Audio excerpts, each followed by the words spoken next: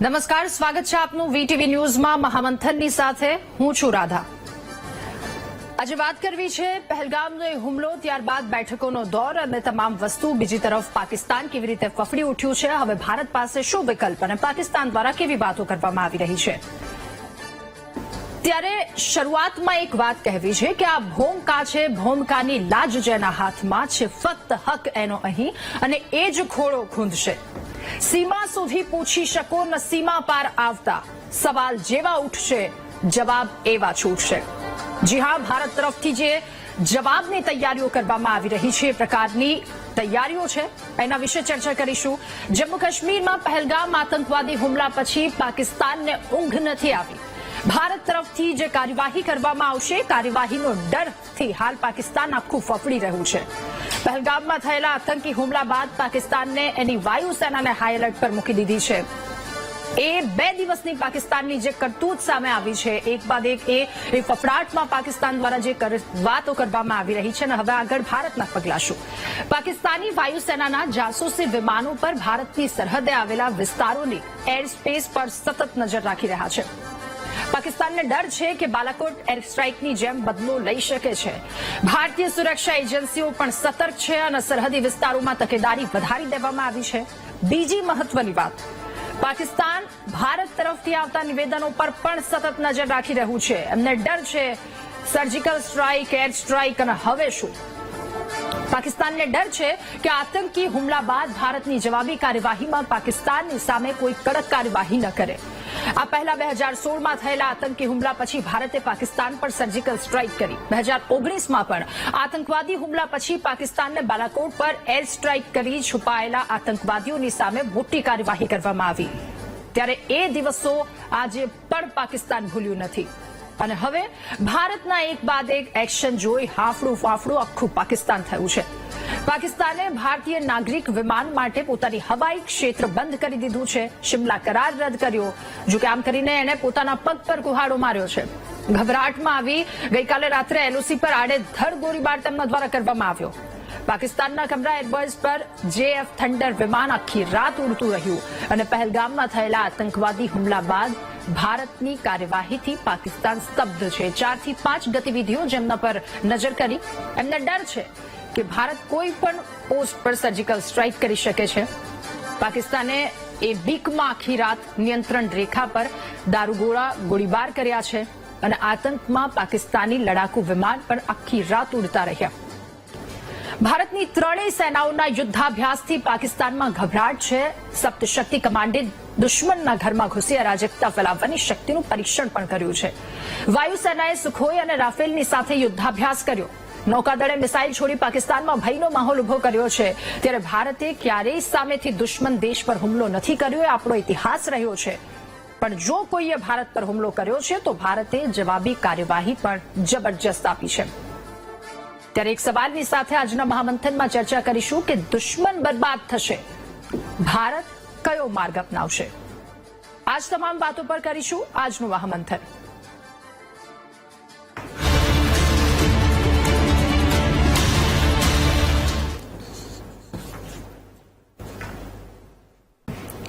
ત્યારે હવે ભારત દ્વારા કયા કયા પગલાં લેવામાં આવશે, ભારતની જવાબી કાર્યવાહી શું રહેશે, એ પર સૌની નજર છે। કારણ કે દેશે જે પોતાના વ્યક્તિ ગુમાવ્યા છે, ત્યારબાદ આખી દુનિયા, આખા દેશના આંખમાં આંસુ દેખાઈ રહ્યા છે અને આંસુની સાથે એક સવાલ પણ છે કે દેશ આખો બદલો માંગી રહ્યો છે।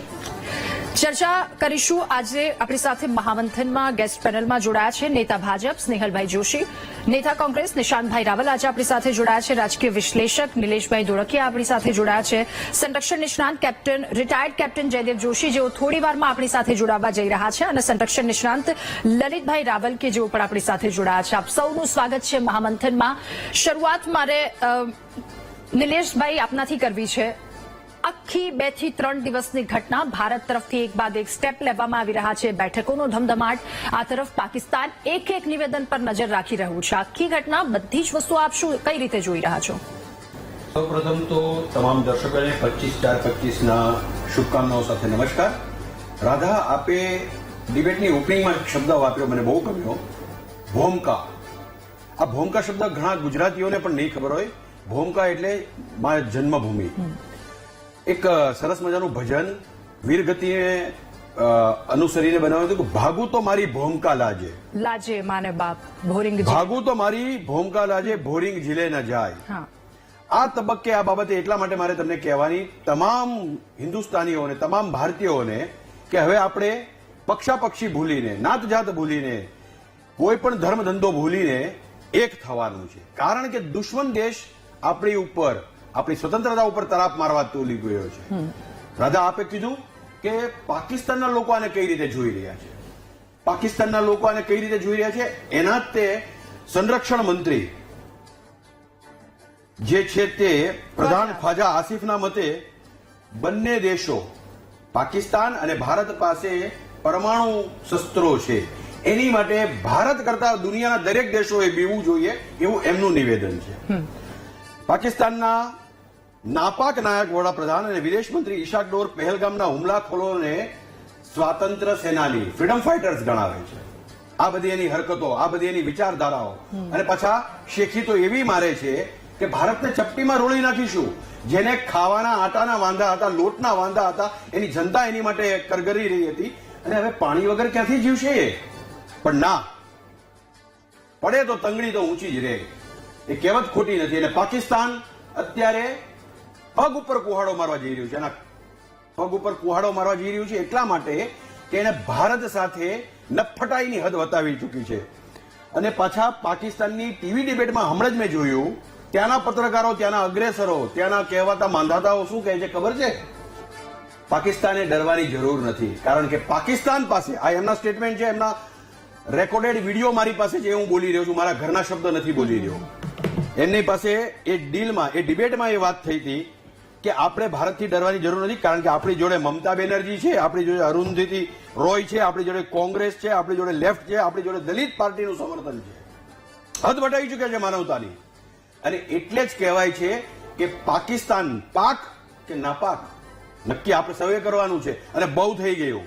ભારત સહિષ્ણુતાની ભૂમિ છે, પણ ક્યારેક સહિષ્ણુતા પણ કાયરતામાં ન ખપે. મારે તમારે સૌએ વિચારવાનું છે. અને એના માટે ભારત દેશ, ભારત સરકાર, ભારતની સંરક્ષણ ટીમ બધા એક સાથે છે. અને એ તબક્કે આપણે સૌએ એકતા કેળવવાની છે, નહીં કે કોઈ હુંસાતુસી કે અફરાતફરીનો માહોલ. બિલકુલ બિલકુલ સર.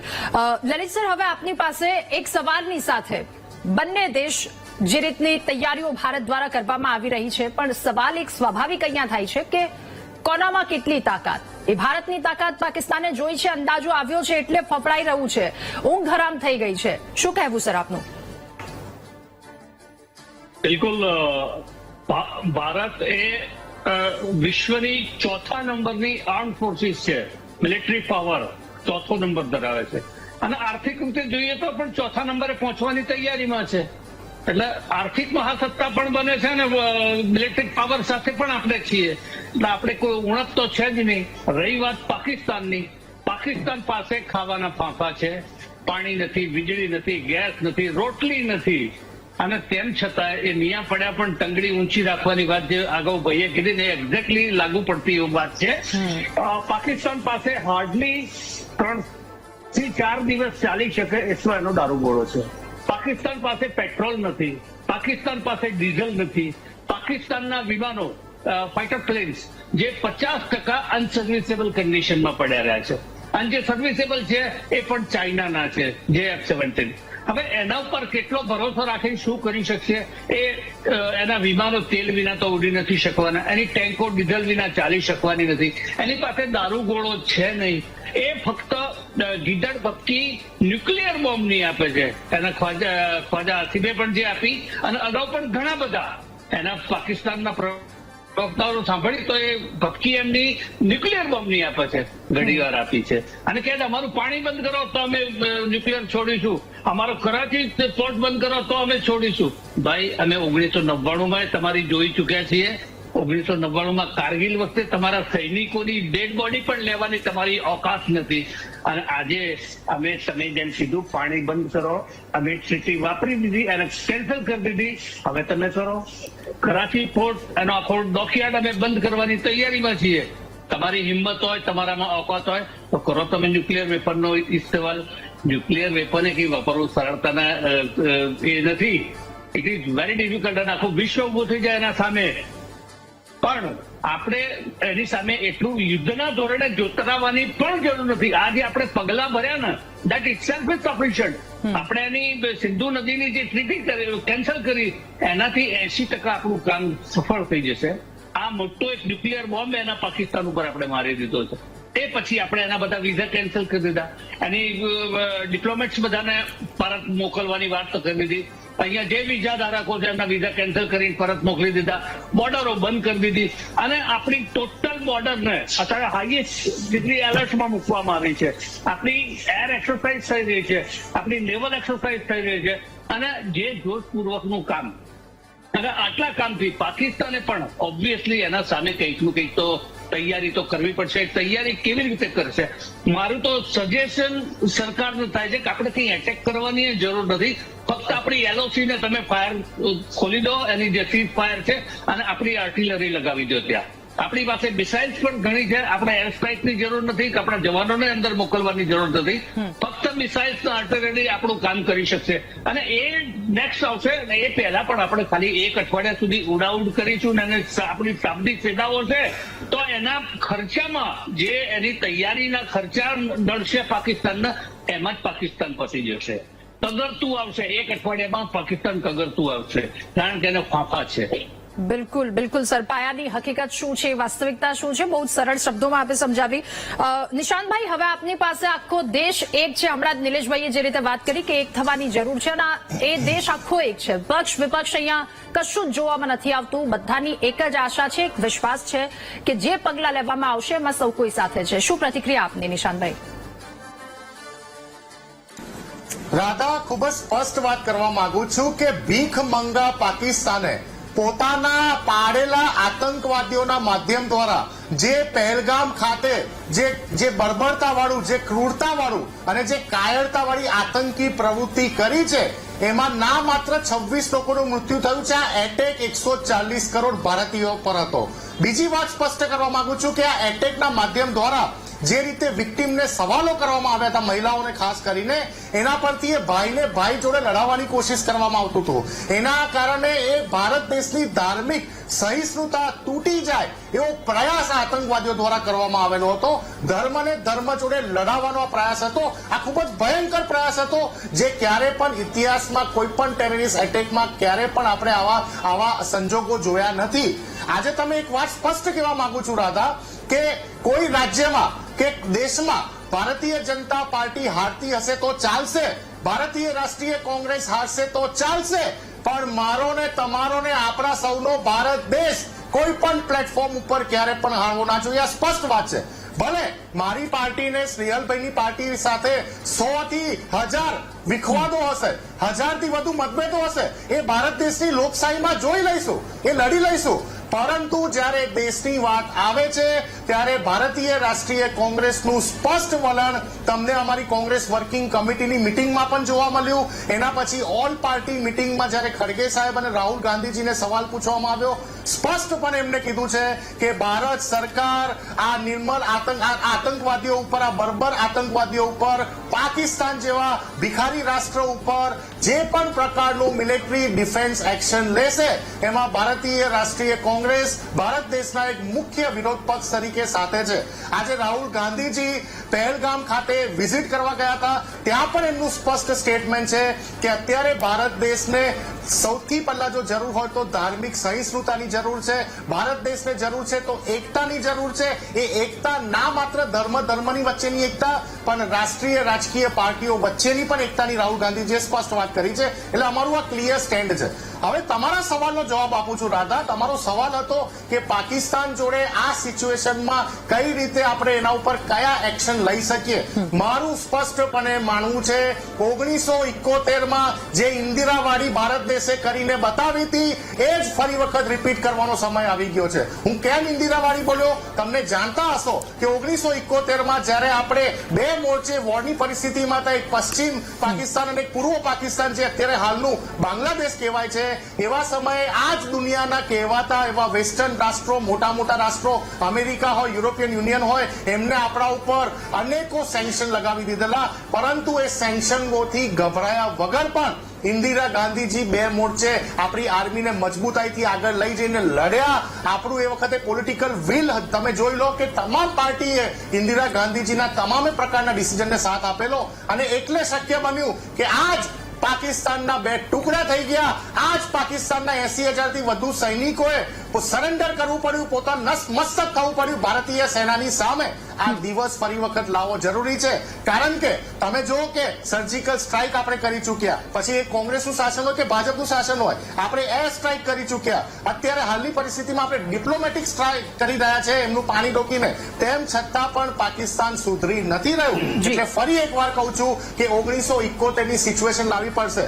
રહ્યો સવાલ આર્થિક મજબૂતાઈનો, ભારત દેશ એટલો તો આર્થિક મજબૂત છે રાધા, અને મને ભારતીયો પર સંપૂર્ણ વિશ્વાસ છે. જ્યારે 1971 ભારત સરકારને યુદ્ધ લડવા માટે પૈસાની જરૂર હતી, ઇન્દિરા ગાંધીજીએ પહેલ કરી, પોતાનું સોનું કાઢીને દેશને આપી દીધું. અને એ સમય મને યાદ છે, મેં વાંચેલું છે કે ત્યારે આખા ભારત દેશની જનતાએ ભેગું કરીને અમુક ટન સોનું ભેગું કરી નાખેલું યુદ્ધ લડવા માટે. અને ફરી વખત આ જ ભારત દેશના ભારતવાસીઓ ઉપર, ભારતના એક એક નાગરિક ઉપર અમને વિશ્વાસ છે કે જો આવી કોઈ પરિસ્થિતિનું નિર્માણ થાય છે અને ભારત સરકારને આર્થિક રીતે મદદ કરવાની થાય છે, તો જે રીતે કોરોનામાં કરી હતી એ રીતે પણ આપણો એક એક નાગરિક સક્ષમ છે રાધા. એટલે એની માટે આપણે બિલકુલ પણ ગભરાવાની જરૂર નથી. રહ્યો સવાલ પાકિસ્તાનનો, તો પાકિસ્તાનને આર્થિક રીતે કમજોર કરવો ખૂબ જ આવશ્યક છે. FATA જેવી સંસ્થામાં પાકિસ્તાન ફરી વખત ગ્રે લિસ્ટમાં કેવી રીતે આવે? ઇન્ટરનેશનલ મોનિટરિંગ ફંડ IMF, જ્યાંથી પાકિસ્તાનને ઉધારીના પૈસા મળતા હોય છે, કટોરો લઈને ભીખ માંગવા જાય છે, એ પૈસા રોકવા માટે પણ ભારત સરકારે આ તમામ વેસ્ટર્ન નેશનો ઉપર પ્રેશર બિલ્ટઅપ કરવું પડશે. તમે જો કે એ લોકો સાથે થતો આપણો ટ્રેડ, પછી એ કોઈ પણ પ્રકારનો ટ્રેડ હોય, સોય થી લઈને ખાંડ સુધીનો કોઈ પણ ટ્રેડ હોય, આ તમામ ટ્રેડ ભારત સરકારે બંધ કરી દેવા જોઈએ. અને પાકિસ્તાન ઉપર માત્ર ડિપ્લોમેટિક સ્ટ્રાઇક આ વખતે કામમાં નહીં લાગે, કારણ કે જે મહિલાઓએ પોતાના ભાઈઓને ગુમાવ્યા છે, પોતાના પતિને ગુમાવ્યા છે, કોઈકે પોતાના જે રીતે બાળકોએ પોતાના પિતાને ગુમાવ્યા છે, એ જોતા પાકિસ્તાનને આ વખતે કાળા દિવસો બતાવવા આવશ્યક થઈ ગયા છે. અને આપણે કે હંમેશા, હું ખાલી બે વાત કહેવા માંગીશ કે આપણે હંમેશા ફિયરલેસ ડિફેન્સ પોલિસી અપનાવી છે. ફિયરલેસ ડિફેન્સ પોલિસી ભારત સરકાર એવું કહે છે કે ભલે પાકિસ્તાન ન્યુક્લિયર નેશન છે, પરંતુ એની કોઈ તાકાત નથી એ ન્યુક્લિયર વેપનનો ઉપયોગ કરવાની. એનું લાઈવ એક્ઝામ્પલ રશિયા યુક્રેનનું વોર પણ છે, ઇઝરાયલ હમાસનું વોર પણ છે. એટલે હવેના જે નવી ટેકનોલોજીનો યુગ છે, એમાં આપણા આગળ પણ રાજકીય વિશ્લેષક બોલ્યા કે ન્યુક્લિયરથી ગભરાવાની કોઈ સરકારને જરૂર નથી. તમારી જોડે ભારત દેશને 140 કરોડનો વિશ્વાસ છે અને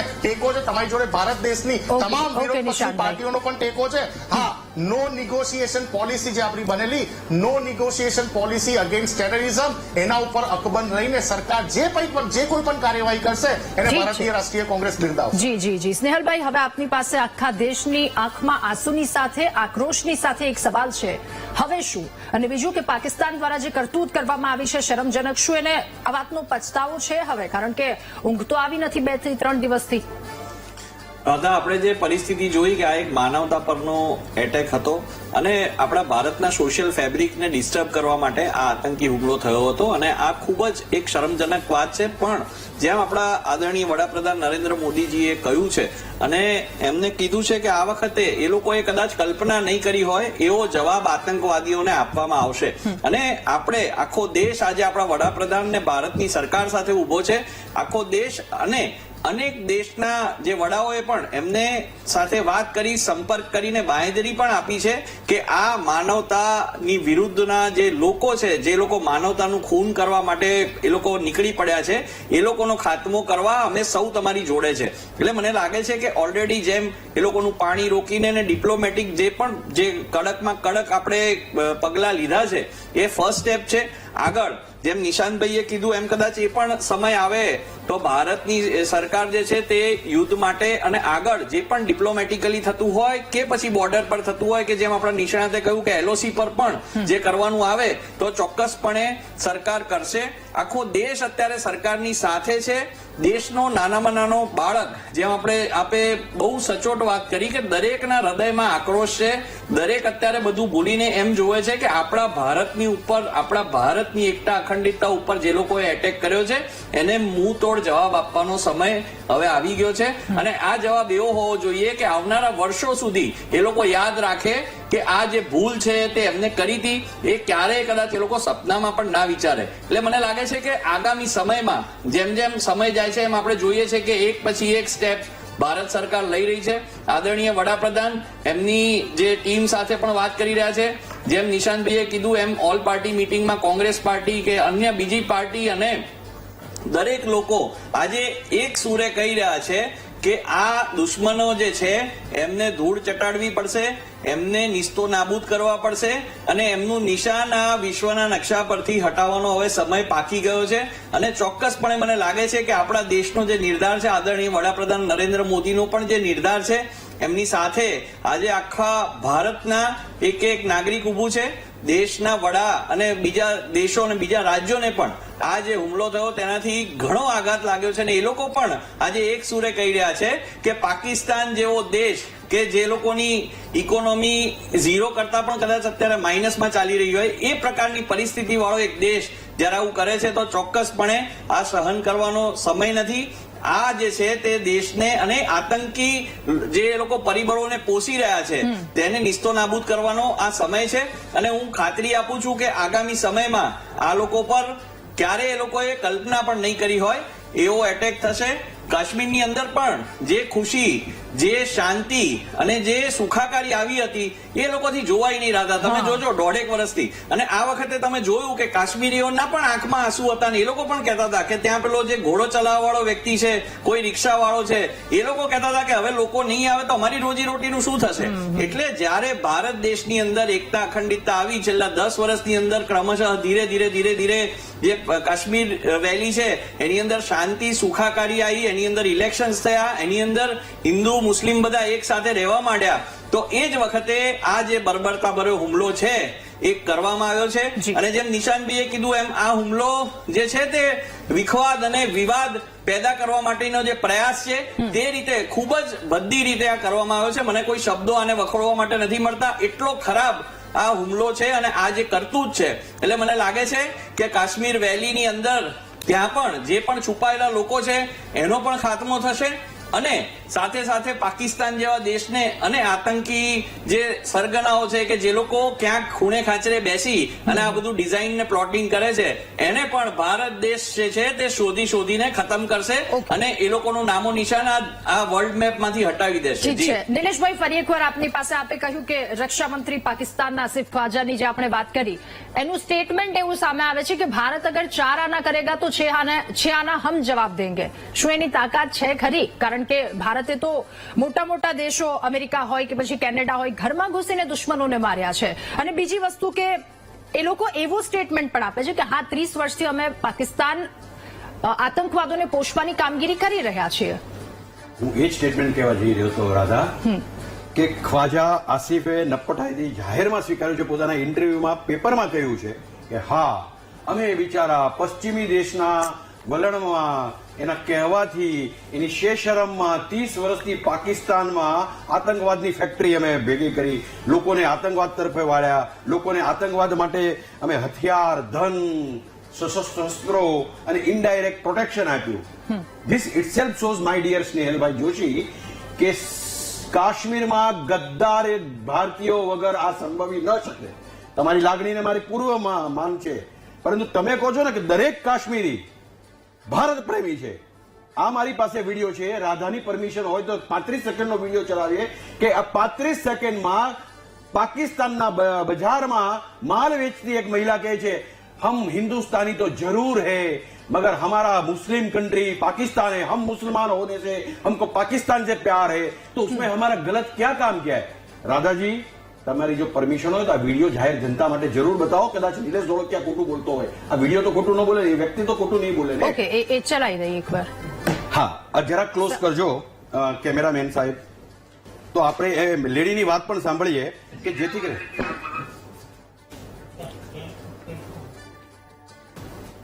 ઠીક છે, પીસીઆર ફૂલ ફ્રેમ ખરીદો નિલેશભાઈને. એટલે આ જે સ્ટેટમેન્ટ આપવામાં આવ્યું છે એ શરમજનક એમના દ્વારા સ્ટેટમેન્ટ હા, આપવામાં બિલકુલ આવ્યું બિલકુલ છે. હું એ સ્નેહલભાઈનો વિરોધ નથી કરતો, એની લાગણીની કદર કરું છું, પણ આ ગદ્દાર તત્વો વગર ભારત દેશમાં આતંકવાદ ન થાય ને ન જ થાય. ઘર ફૂટે ઘર જાય. મારા ઘરમાં પણ જો કોઈ મારી વિરુદ્ધનો હોય તો મારી બધી ઇન્ફોર્મેશન લીક થાય, ચાહે ભલે મારો પરિવારજન હોય, ચાહે ભલે મારો વ્યક્તિ હોય. હા. Kindly zoom it. હા બતાવો. આપ કહો ત્યારે હું ચાલુ કરું. જી સ્ટાર્ટ કરી દો.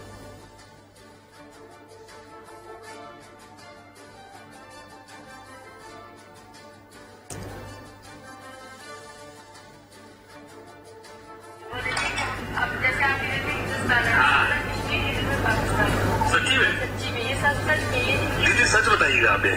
आपके दिल में ही पाकिस्तान है। इंशाल्लाह और हम पाकिस्तान के साथ हैं अच्छा इंशाल्लाह। दीदी ऐसी क्या बात है कि आप मतलब हम तो हिंदुस्तान, हम ये हिंदुस्तान का ही पार्ट है ना इंडिया, तो फिर भी हम पाकिस्तान बोलते वो हैं। हमारे अपने मुसलमान हैं सर।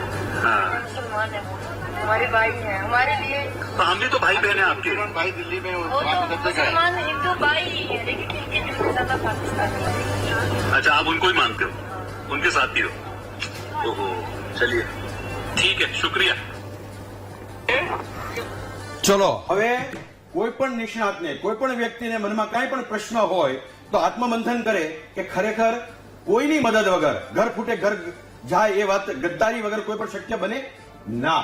આવા મારા તમારા ઘણા ધ્યાનમાં ઘણા કેટલા લોકો છે અને એના કારણે જ તે આપણે ભરોસો મૂકે છે ને ભરોસાનું ખૂન થાય છે, પીઠમાં ખંજર ભોકાય છે અને કહેવાય છે ને ભરોસાની માં પાડા જણે. Sorry to use my this abuse word, પણ એનો મતલબ શું થાય છે કે ભારત દેશ, ભારતના લોકો, ભારતની શાંતિપ્રિય પ્રજા જ્યારે લોકો ઉપર વિશ્વાસ મૂકે છે, કહેવા તો પાડોશી દેશ, ખરેખર પાડોશી દેશ છે ખરો? આમ તો પાડોશી જેવો થઈ ગયો છે, એ ડોશી મરવા જેવી થઈ ગઈ અને ડોશી મરવી પણ જોઈએ. એટલા માટે મરવી જોઈએ કે મારા માટે નહીં, પણ આતંકવાદની ફેક્ટરી ચલાવે છે દેશ વિદેશમાં, આજુબાજુના લોકો માટે, અને વિદેશો લોકોને ખોટી રીતે એ મેસેજ આપે છે. ભારત હંમેશા ભોગવતું આવ્યું છે, ભારત હંમેશા એને નાનો ભાઈ સમજીને જતું કરે છે. એનો મતલબ એ થયો કે બાળક સમજીને મેં ખભે બેસાડ્યું અને મારા જ કાનમાં વોટ ડુ યુ મીન. એના માટે જ હું કહું છું Snehalbhai, again respect all your values and affection, પણ તમામ લોકોએ સમજવું પડશે કે ભારતમાં ગદ્દારી વગર આ સંભવ નહીં બને. જો મેં મારી લિમિટ ક્રોસ કરી હોય તો હું માફી નહીં માંગુ. આ એક ભારતીયની વાત છે, એટલા માટે હું બોલી રહ્યો છું. ઓકે, ઠીક છે. લલિત સર, ફરી એકવાર આપની પાસે એક સવાલની સાથે કે પાકિસ્તાન દ્વારા જે કરતૂત કરવામાં આવી છે, હવે જો યુદ્ધ જેવી પરિસ્થિતિ, તો આપે જણાવ્યું કે કદાચ એની જરૂર પણ નથી, એ સિંધુ જળ કરાર હોય ત્યાં જ એનો હાલ બેહાલ થઈ ગયા છે, તો જો યુદ્ધ થાય તો કયા મોરચે ભારત વધારે મજબૂત છે? સૌથી પ્રથમ આપણે દરેક મોરચે મજબૂત જ છીએ. આપણી નેવલ ફોર્સ બહુ મજબૂત છે, આપણી એરફોર્સ બહુ મજબૂત છે અને આપણી આર્મી પણ બહુ તૈયાર છે અને વી આર કેપેબલ ઇનફ. આપણી સંસાધનોથી પણ એટલા સજ્જ છીએ અને we are well trend, well professional આપણી ફોજ છે, એટલે કોઈ એનું કારણ નથી. પણ આપણે જો શરૂ કરવું હોય તો we should start with LOC. LOC ઉપર આપણી ખાલી આર્ટિલરી ખોલી દો, નાની મિસાઇલ્સ છોડો. આર્ટિલરીની રેન્જ હોય લગભગ 35 થી 40 કિલોમીટર, આખી રેન્જ તેની એની બોર્ડર ઉપર ખોલી દો, એની ચોકીઓ ઉડાડો, એને ટ્રેનિંગ કેમ્પ ઉડાડી શકાય, એના લોન્ચિંગ પેડ ઉડાડી શકાય. ઘણું થઈ ગયું. પાકિસ્તાન પણ સામે નાખશે, એવું નથી કે ચૂપ બેસે, એ પણ બોમ્બાર્ડમેન્ટ કરશે, તેનો બોમ્બ ગોળો ખતમ થશે. 2 દિવસ 3 દિવસથી વધુ ચાલે એની પાસે દારૂગોળો છે નહીં, ક્યાંથી લાવશે? પછી આપણે એરક્રાફ્ટોની એક્સરસાઇઝ જે ચાલી રહી છે બોર્ડર ઉપર, એના થકી પણ એનું સામે એને એરક્રાફ્ટ મોકલવા જ પડશે, એને સર્વેલન્સ માટે એ મોકલશે, એમાં પણ એને ખર્ચો થશે. 1 અઠવાડિયામાં બધું પતી જશે એનું. એની પાસે ધ્યાન આફ્ટર અગર એની અવર બધું ચાલુ રહે તો we can go for full and final. Okay sir, આમાં જે કાશ્મીરનો હાલ અગાઉના જે વક્તાએ કીધું કે ભાઈ એમાં પણ ત્યાં સ્થાનિકોનો ડેફિનેટલી સ્થાનિકોના સહાય વિના આ શક્ય જ નથી. ત્યાં આપણે ભલે માનીએ બધા ખરાબ નથી, વાત સાચી કે બધા કાશ્મીરી ખરાબ નથી, પરંતુ ભારતનું ખાઈ પીન, ભારતના પૈસા ઉપર, ભારતની સંપત્તિ ઉપર અને ભારતે આપેલી સત્તા ઉપર તાગડધીન ના કરતું પોતાની પાકિસ્તાનના બગલ બચ્ચા જેવા મુફ્તી અને અબ્દુલ્લા પરિવાર, આપણે એમને જે સીએમ તરીકે બેસાડ્યા, આમાં મોટી ભૂલ મારી દ્રષ્ટિએ. હું મારી દ્રષ્ટિએ જે ટીવી ચેનલ ઉપર કહું છું બધાની સામે કે સુપ્રીમ કોર્ટના જસ્ટિસ ચંદ્રચૂડની મમત, જીદ અને એના હઠના લીધે જે આ ચુનાવ યોજ્યો, ત્યાં ચુનાવમાં ખબર હતી કાં તો મુફ્તી જીતશે કાં તો અબ્દુલ્લા જીતશે, એના જ પાપે, કારણ કે આજની તારીખ સુધી મુફ્તી અને અબ્દુલ્લા બંનેને અને તેના સ્લીપર સેલો સાથેના સંપર્ક છે, પાકિસ્તાનના સત્તાધીશો સાથેના સંપર્ક છે અને પાકિસ્તાનમાં વસતા આપણા દુશ્મન ત્રાસવાદીઓના નેતાઓ એમની સાથે પણ સુમાળા સંબંધ છે. આ એનું પરિણામ આપણે આજે ભોગવીએ છીએ. 26નો જે આપણે દિલમાં જે દાગ લગાવ્યો ને એ એના પાપે છે. એટલે એનો પણ આપણને ખરેખર કરવા જોઈએ. સૌથી પહેલા બીજા માર્યા કરતા અબ્દુલ્લાને ઘેર મોકલવો જોઈએ. આપણે ગવર્નર શાસન હતું એ વખતે કંઈ જ નહોતું. ઓમર અબ્દુલ્લાના બેઠા પછી ઓછામાં ઓછા 8 થી 10 હુમલા આપણા લોકો ઉપર કરવામાં આવ્યા જેનાથી. એટલે તે એ શું સૂચવે છે? એટલે એની પણ જરૂર છે. આપણે અંદર ભારતમાં જે વીર જાફરો અને જયચંદો છે ને એમને પણ ખૂબ નશ્યત કરવાની જરૂર છે.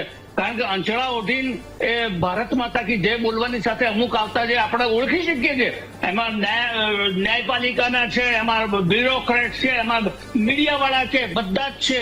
એટલે એને ઓળખવાની જરૂર છે. અને જે આપણા દેશને માનતા નથી અને ખાય પીવે છે આપણું અને પાકિસ્તાનની જય બોલાવે છે, એવાને નશ્યત કરવાની જરૂર છે. ઓકે નિશાંતભાઈ, હવે એક સવાલની સાથે આપની પાસે કે પાકિસ્તાન હવે એવું કહી રહ્યું છે કે અમેરિકા આમાં મધ્યસ્થી કરે. બીજી તરફ જે દિવસે હુમલો થયો ડોનાલ્ડ ટ્રમ્પનું તરત ટ્વીટ આવી ગયું, જેટલાના મૃત્યુ થયા છે એમના પર દુઃખ વ્યક્ત કર્યું, સાથે ભારતની પડખે પણ છે. આ તમામ વસ્તુ તો પાકિસ્તાનનો એક પ્રકારનો ડર પણ છે. હવે બધે મદદ માંગવા માટે જઈ રહ્યું છે. જો પહેલી વાત તો એ સ્પષ્ટ કરી દેવા માંગુ છું રાધા કે આ જમ્મુ કાશ્મીરમાં જે કોઈ પણ સિક્યોરિટી ફોર્સિસ છે, 3 લેયર સિક્યોરિટી ફોર્સિસ હંમેશા રહેતી આવી છે, કોઈની પણ સરકાર હોય. પરંતુ અત્યારે હાલની પરિસ્થિતિમાં જમ્મુ કાશ્મીર એ યુનિયન ટેરેટરી છે અને ત્યાંની પોલીસ અને ત્યાંની જે મિલિટરી ફોર્સિસ છે આપણી એ ડાયરેક્ટલી ગૃહ મંત્રાલયના કંટ્રોલમાં છે. ત્યાંની સ્ટેટ ગવર્મેન્ટના કંટ્રોલમાં કોઈ સિક્યોરિટી એજન્સી આવતી નથી. નંબર 2, ગઈકાલે માનનીય મંત્રી શ્રી કિરણભાઈ રિજિજુએ જાહેરમાં મીડિયાની વચ્ચે સ્વીકાર્યું છે કે આ જે ઘટના બની એમાં સિક્યોરિટી લેબ્સ હતા અને એ જ ઓલ પાર્ટી મિટિંગમાં કોંગ્રેસ તરફથી રાહુલ ગાંધીજી અને ખડગે સાહેબજીની ડિમાન્ડ હતી કે આ સિક્યોરિટી લેબ્સમાં જે કોઈ પણ કલ્પ્રિત હોય એ પછી ત્યાંની સ્ટેટ ગવર્મેન્ટના હોય કે ત્યાંના કોઈ લોકલમાંથી હોય એની ગહન તપાસ થવી જોઈએ, કારણ કે એ લોકો પણ એટલા જ કલ્પ્રિટ છે જેટલા આતંકવાદીઓ હતા.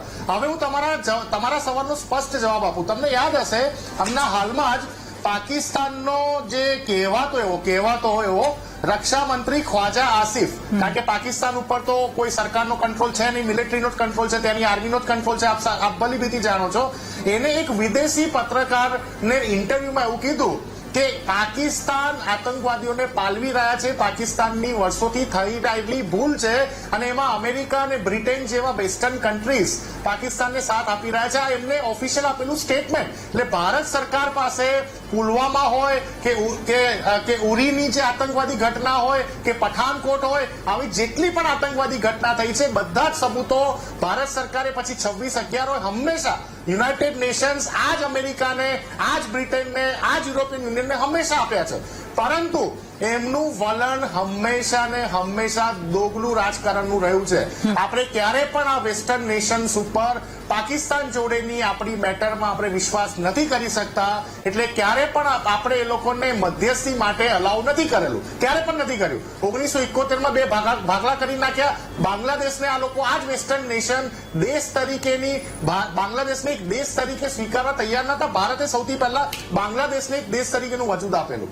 આગળ વાત કરું, અત્યારે કરન્ટલી તમે જોવા જાવ તો પાકિસ્તાન લગભગ 13,000 કરોડ ડોલરથી વધુ દેવામાં છે. એના જીડીપી, એના ટોટલ જીડીપીના 65.7% પાકિસ્તાન ઉધારી ઉપર છે. એટલે ઇકોનોમિકલી સાવ ડાઉનગ્રેડ થયેલું આ સ્ટેટ છે. એની પાસે આતંકવાદ સિવાય કોઈ રસ્તો બચ્યો નથી. તમે જોયું કે દુનિયામાં સૌથી વધારે જો કોઈ ગધેડા સપ્લાય કરતું હોય તો એ દેશ પણ પાકિસ્તાન જ છે. અને આ એવો દેશ છે કે જેની આર્મીના પર્સોનલ 80% પર્સોનલ જ્યારે રિટાયર થાય છે ત્યારે એમના દેશના ભ્રષ્ટાચારમાં વિલીન પૈસા લઈને અન્ય દેશોમાં જઈને સ્થાયી થઈ જાય છે. અને જે કરંટમાં ત્યાં જે આર્મીના લોકો છે એ લોકો પોતે બિઝનેસ પણ કરી રહ્યા છે. We have a professional army. Bharat દેશ પાસે એક પ્રોફેશનલ આર્મી છે. પછી નેવી હોય, એરફોર્સ હોય કે પછી આપણું પાયદળ હોય, આપણી પાસે પ્રોફેશનલ આર્મી છે. આપણી આર્મી સંવિધાનને આધીન આપણા ભારત દેશના પ્રધાનમંત્રી અને રાષ્ટ્રપતિજીના ઓર્ડરને હંમેશા સ્વીકારે છે અને એના ઉપર રિએક્ટ પણ કરે છે. એટલે ભારતની સામે પાકિસ્તાનની આર્મી હોય કે પાકિસ્તાનની આર્મીનો કોઈ એથિક્સ હોય ત્યાં પણ ટકી નથી શકવાનો. સાથે સાથે એ પણ કહું કે અત્યારે પાકિસ્તાનની કરંટ પરિસ્થિતિમાં એક છેલ્લું વાક્ય, બલુચિસ્તાન અને ગિલગિટ પાકિસ્તાન આ બંને જે મોટા એરિયા, બંને જે મોટા સ્ટેટ્સ કહેવાય, ત્યાં ઇન્ટરનલ સિવિલ વોર ઓલરેડી ચાલી રહી છે. હમણાં તમે બલુચિસ્તાન લિબરેશન આર્મીએ પાકિસ્તાનની આર્મીની સામે જંગ લડીને જે રીતે ટ્રેન એ લોકોની કેપ્ચર કરી હતી, તમે વિડીયો બતાવેલા છે. એટલે પાકિસ્તાન પોતાના સિવિલ વોરની ગંભીર પરિસ્થિતિમાં છે. આ આપણી જોડે સરકાર માટે, ભારત સરકાર માટે ખૂબ જ બહોળો મોકો છે પાકિસ્તાનને તમામ જગ્યાએથી ઘેરીને એના ટુકડા કરી દેવામાં. ઓકે નિશાંતભાઈ, આપણી સાથે સંરક્ષણ નિષ્ણાંત રિટાયર્ડ કેપ્ટન જયદેવ જોશી જોડાયા છે. સર, ખૂબ ખૂબ સ્વાગત છે મહામંથનમાં. સવાલની સાથે આપની પાસે આવું છું કે દુશ્મન બરબાદ થઈ જશે એ નક્કી છે, હવે ભારત કયો માર્ગ અપનાવશે?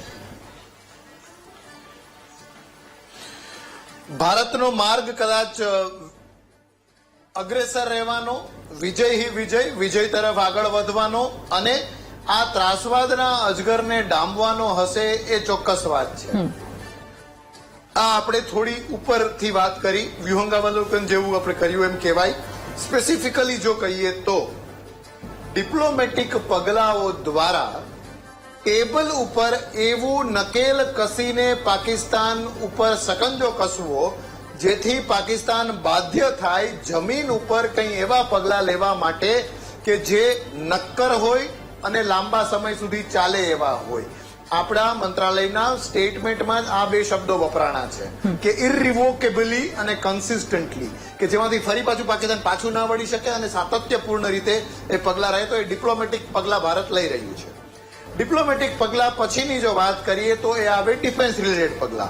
તો ગઈકાલે જ આપણે રાધાજી આપણી આ જ મહામંથનમાં આપણી ચેનલમાં ચર્ચામાં વાત કરતા કે ભારત શું શું કરી શકે. તો એ શું કરવા માટે કંઈ સવારે ઉઠશું, વિચાર આવશે અને કરી લેશું એવું નહીં થાય.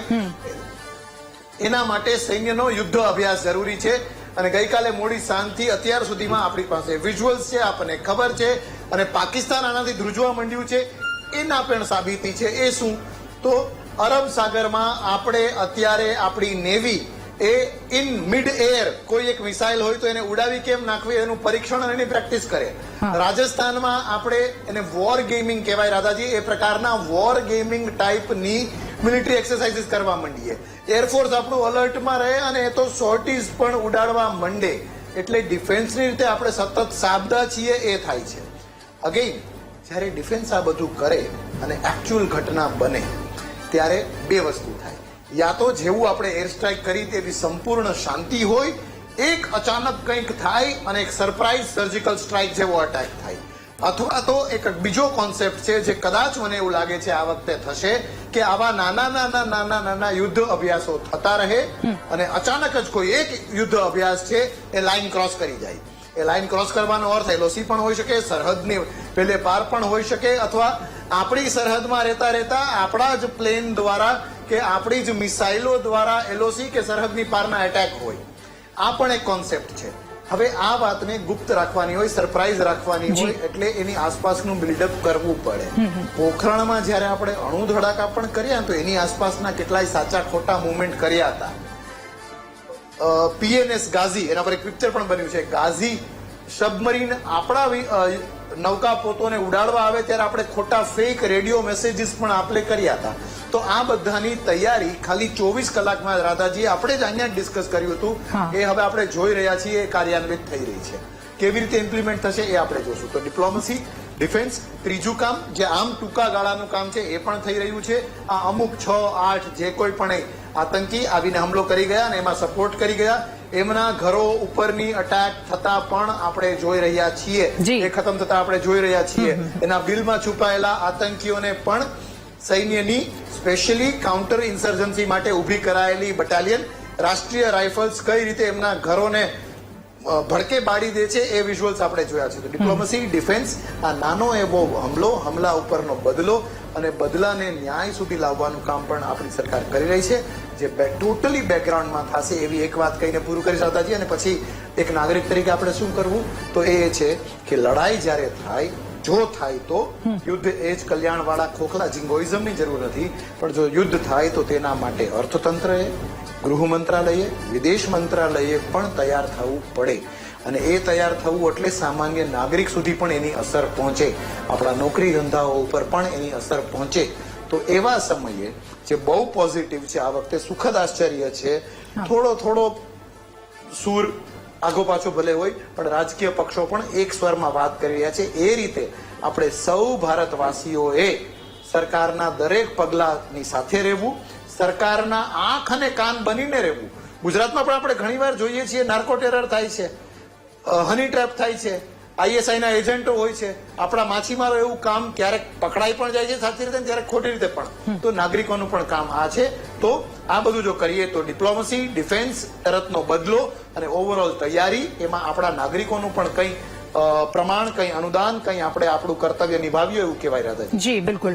સ્નેહલભાઈ, હવે ફરી એકવાર આપની પાસે એ સવાલની સાથે કે 35 વર્ષ પછી કદાચ એવું બન્યું હશે કે આતંકવાદ ન આવે, અથવા તો આતંકવાદના વિરોધમાં આખું જમ્મુ કાશ્મીર બંધ રહ્યું, કાળા બાવટાથી વિરોધ કરવામાં આવ્યો, એ પણ જોયું. પણ બીજી હકીકત એ પણ છે કે કાશ્મીરનો જે રીતે વિકાસ થયો છે એ કોઈનાથી નથી જોવાયો, પણ એ પણ સામેના પક્ષે ભૂલી ગયું કદાચ કે આ એ ભારત નથી, આ એ ભારત છે ઘરમાં ઘૂસીને મારે એવું ભારત છે.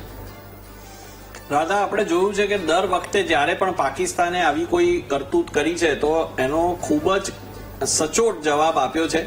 અને જયદેવ જોશીજીએ પણ જે સરસ રીતે સમજાવ્યું, એવા ઘણા બધા આયામો છે અને ઘણા બધા તબક્કા છે કે જે તબક્કાવાર પાકિસ્તાનને જવાબ મળશે.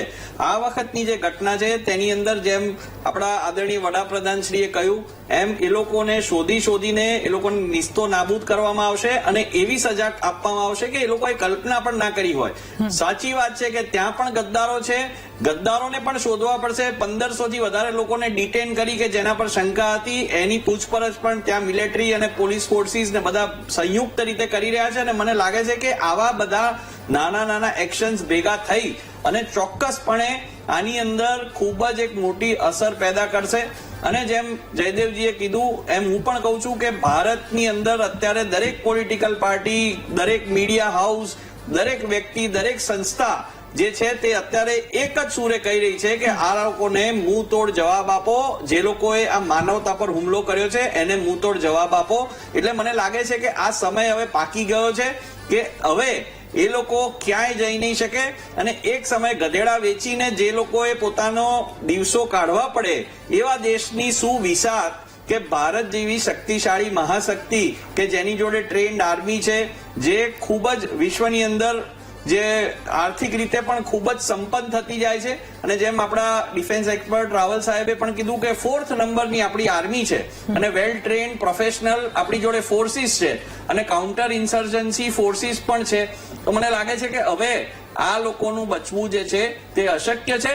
પણ સાથે સાથે આપણે જેમ જોયું કે દેશની અંદર રહેલા ગદ્દારો કે જે કોઈ પોલિટિકલ પાર્ટીનો જામો પહેરીને, કોઈ સંસ્થાનો જામો પહેરીને, કોઈ એક ગ્રુપ બનાવીને ક્યાંય રહેતા હશે, તો આપણે એક નાગરિક તરીકે ખૂબ જ જાગૃત રીતે આપણે એ લોકોની સામે જે સ્તરે આપણે કરી શકીએ એ સ્તરે લડત આપવી પડશે.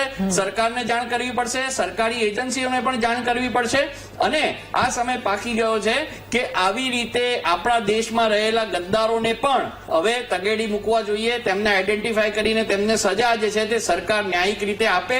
એના માટે આપણે સરકારના નાક કાન બનવું જોઈએ. જેમ ડિફેન્સ એક્સપર્ટજીએ કીધું, ખૂબ જ સચોટ વાત છે કે એક નાગરિકે જાગૃતતા બતાવવી જોઈએ. અને હું ફરીથી આપની ચેનલના માધ્યમથી કહું છું કે આજે જે ભારત દેશનો એક નાગરિક અત્યારે પાકિસ્તાન સામે લડત આપવા તૈયાર છે અને સૌ મીટ માડીને બેઠા છે કે ક્યારે આ લોકોને મુંહતોડ જવાબ મળે.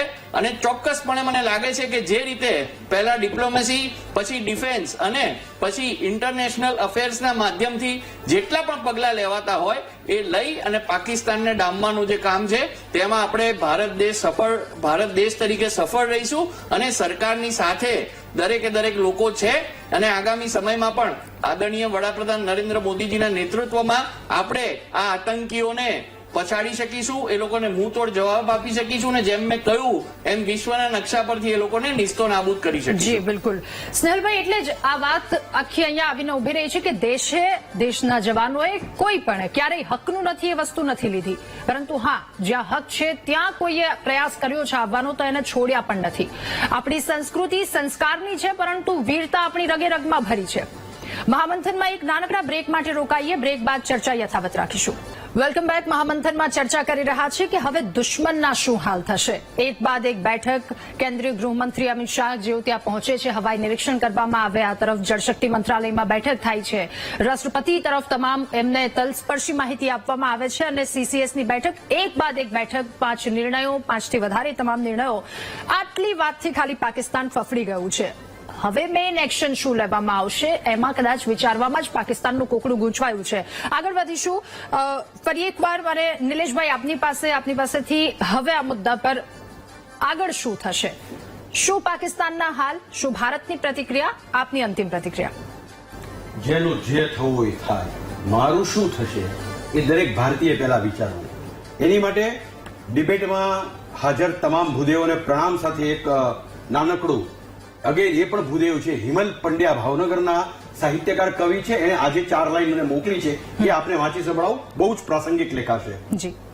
તમે સૌ મુત્સદીઓ દર્દની ભાષાને શું જાણો, તમે તકવાદીઓ પીડાતની વાચાને શું જાણો, તમારા પગ તળે રેલો જો આવે તો મૌન સાધો છો, અને તમે જો આક્રોશને આંસુને ઉભરાને કઈ જાણો છો.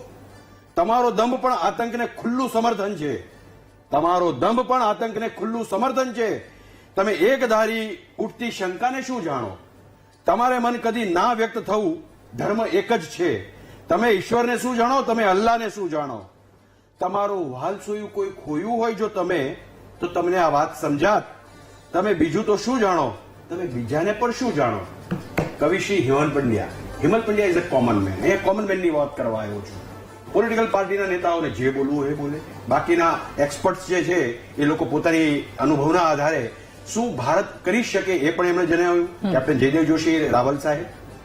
હવે હું જનતાને કહેવા માંગુ છું, શું તમે કાશ્મીર સિવાય કોઈ જગ્યાએ ફરવા નથી જઈ શકતા? શું કાશ્મીરી રેશમ સિવાય તમે બીજું ઊંઘાઈ મેળવી નથી શકતા? શું તમે કાશ્મીરી એમ્પોરિયમમાંથી જ માલ ખરીદો એ જ તમારું જીવન મંત્ર છે? ના, તમે કોઈ એવા વ્યક્તિને થી આકર્ષાઈને, એવા વ્યક્તિથી ભ્રમિત થઈને કે જે વ્યક્તિઓ ગદ્દારોના ખોળે બેઠા છે એની વાતને ધ્યાનમાં રાખીને જો તમે કાશ્મીર સાથે કોઈ પણ વેપાર વણજ કરો છો, with all due respect to all Kashmiris, અપવાદ છે ને આ મારો અપવાદને અનુસરીને હું અપવાદને એડ્રેસ કરી રહ્યો છું કે વિથ ઓલ ડ્યુ રિસ્પેક્ટ કાશ્મીરીઝ, પરંતુ જે ગદ્દારો છે, મારા ને તમારા પૈસે ત્યાં સહેલગાએ આપણે જઈએ છીએ, આપણા પૈસા કમાઈને એ લોકો આતંકવાદને પોષે છે, આતંકવાદને પૈસા આપે છે. પરરાષ્ટ્રના કહેવાતા મલિન ઈરાદાઓને જો એ સમર્થન આપતા હોય તો મારા તમારામાં ખુદારીને ખમીરી મરી પરવારી કહેવાય, તમારી માનું દાવણ લાગ્યું કહેવાય. છતાંય જો તમે કાશ્મીરીની વાત કરતા હો, કાશ્મીરને બચાવવાની વાત કરતા હો, કાશ્મીરના લોકોની વાત કરતા હો, એક્સેપ્શનલ છે, ફરીવાર કહું છું એક્સેપ્શનલ છે, અપવાદ છે, પણ એઝ અ હોલ દરેક કાશ્મીરીઓનો બચાવ કરવો એ લૂલો લંગડો ને પાંગડો બચાવ છે. તમે તમારી જાતને નથી માનતા, તમે તમારા ભાઈઓને નથી માનતા, તમે તમારા ભારતીય નાગરિકોને નથી માનતા અને ગદ્દારોને ખોળે બેસવા જાવ છો. Vote nonsense rubbish. ઓકે, ઠીક છે. કેપ્ટન જયદેવ જોશી, ફરી એકવાર આપની પાસે હવે આગળ શું, એક સામાન્ય નાગરિક તરીકેની ફરજ આપણી શું હોઈ શકે, હવે શું કરવું જોઈએ તમામ વસ્તુ? ઘણી હૃદયસ્પર્શી હતી એ કવિતા જે હમણાં આપણે સાંભળી. અને મે બી શું કરવું જોઈએ, તો યસ, કરવાનું ઘણું બધું છે, ઘણું બધું કરવાનું છે. સરકારોએ કરવાનું ઘણું છે, ડિફેન્સે કરવાનું ઘણું છે, સામાન્ય નાગરિકોએ કરવાનું ઘણું છે. પણ અત્યારે આપણે આ વેદના જે કવિતામાં પણ આપણે સાંભળી એ વેદનાની જ જો વાત કરીએ તો અત્યારે ન્યાય અપાવવો જરૂરી છે. અને ન્યાય કોને? આ 26 પરિવારોને તો ચોક્કસપણે, પણ એવા દરેક વ્યક્તિને કે જેણે કાશ્મીર અને કાશ્મીર સિવાયના ત્રાસવાદના કારણે પણ પોતાના સ્વજનો ગુમાવ્યા છે. નક્કર સ્ટેપ્સ લેવાની વાત છે. એ નક્કર સ્ટેપ્સ લેવા માટે Radhaji, we should not leave any stone unturned. Diplomacy માટે એમ કહેવાય છે કે diplomacy is the extended arm of defence. ડિફેન્સનો જ એક આગળ પડતો આયામ, એક હાથ છે એ ડિફેન્સ, ડિપ્લોમસી છે. તો એક પણ જગ્યા બાકી ના રાખતા. આપણે યસ, શાબાશ, ઘણું બધું કર્યું છે, પણ હજી ઘણું બધું કરવાનું બાકી છે. આપણે આ 3, 4, 5 નિર્ણયો ડિફેન્સ ડિપ્લોમસીના લીધા. આપણે કેટલાક રાજદૂતોને બીજા દેશોના આપણે સાથે બોલાવ્યા, પણ બહુ જલ્દી આપણે આગળ જઈને સંયુક્ત રાષ્ટ્રમાં આ વાત કરવી જોઈએ. કેટલી અસર થશે, કેટલી અસર નહીં થાય એ પછી, પણ પેરેલલી બધું કરવું જોઈએ. અને કદાચ સમય ઓછો છે એટલે રાધાજી એક વાત કહી દઉં. આ નવી વાત આપના માધ્યમથી, મહામંથનના માધ્યમથી, વીટીવીના માધ્યમથી, રાજકીય વિશ્લેષક પણ આપણી સાથે છે. મે બી હિનો સમય કદાચ ઓછો છે, પણ ક્યારેક લશ્કરે તોયબા જે છે એ કે પછી બીજું કોઈ ટેરરિસ્ટ ઓર્ગેનાઇઝેશન છે એને કેટલાય રાષ્ટ્રો, અલગ અલગ રાષ્ટ્રો, સંયુક્ત રાષ્ટ્ર પણ એક ટેરરિસ્ટ ઓર્ગેનાઇઝેશન તરીકે જાહેર કરે. કદાચ સમય પાકી ગયો છે કે કોઈ સરકારનું ઓર્ગેનાઇઝેશન, પાકિસ્તાન સરકારનું ઓર્ગેનાઇઝેશન ISI, એ ISI ને પણ ટેરરિસ્ટ ઓર્ગેનાઇઝેશન જાહેર કરવા માટેના કામ કરવાનું ભારત શરૂ કરે.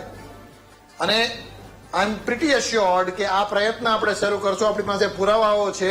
અજમલ કસાબને જેને આપણે બિરયાનીઓ ખવડાવી, એ બિરયાની પકાવવા માટે મદદ કરનાર તહવ્વુર રાણા અત્યારે આપણી પાસે છે.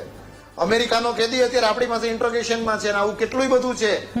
ISI ને એકવાર જો આપણે ટેરરિસ્ટ ઓર્ગેનાઇઝેશન સાબિત કરી દઈએ તો એમાં સીધો પાકિસ્તાનનો હાથ છે એ સાબિત કરી શકાય. કદાચ અઘરું લાગે, પણ 370 એબ્રોગેટ કરવાની હતી ત્યારે એ અઘરું લાગતું હતું. આ અઘરું લાગે, પણ આ કરવું જોઈએ. ઓકે સર, ઠીક છે. રાવલ સર, હવે આપની પાસેથી અંતિમ પ્રતિક્રિયા મેળવવી છે. સંરક્ષણ નિષ્ણાંત તરીકે કેટલું લોહી ઉકળે? ટૂંકમાં પ્લીઝ થોડું. બહુ જ લોહી ઉકળે છે. પણ આમાં જે ત્રાસવાદીના નામે ફરતા ટટ્ટુઓ છે ને, એમને મારવાથી કઈ નહીં વળે. આ બધા રક્તપીતના વંશજો છે. રક્તબીજ, આપણે શાસ્ત્રોમાં જે ઉલ્લેખ આવે છે ને, રક્તબીજ નામનો રાક્ષસ, આ બધા એના વંશજો છે. એક મારશો તો બીજા 10 ઉભા થશે. ત્યાં ભિખારી પ્રજા છે, ત્રાસવાદીઓ ભેગા કરીને મોકલશે, તો એના બ્રેઇન વોશ કરીને એને પૈસા આપી. પણ ખરેખરો આપણો દુશ્મન હોય તો એ પાકિસ્તાનની આર્મી છે, પાકિસ્તાનનો આર્મી ચીફ છે. આપણે એને તોડવાની વાત કરવી જોઈએ. અને આ વચ્ચે એક વક્તાએ કીધું મધ્યસ્થી કરવા કોઈ આવે તો, એ મધ્યસ્થી પછી થાય. પહેલા જો એના આપણા 26 ગયા છે ને, એના 2600 પાકિસ્તાનની પંજાબી આર્મીના 2600 સૈનિકોને મારીશું, ત્યારે આપણો બદલો લીધો બરાબર કહેવાશે. એ પછી આપણે મધ્યસ્થીમાં આવે તો કંઈક વાટાઘાટો કરવા બેસી શકીએ, બાકી ત્યાર સુધી કરવાની જરૂર નથી. બીજું કે એના બલુચિસ્તાનમાં જે એનો ચરુ ઉકળી રહ્યો છે, અને બલુચિસ્તાનની પ્રજા પણ ખૂબ ખુમારી વાળી પ્રજા છે, અને એ પાકિસ્તાનની આર્મીને એવરી ડે મારી રહી છે.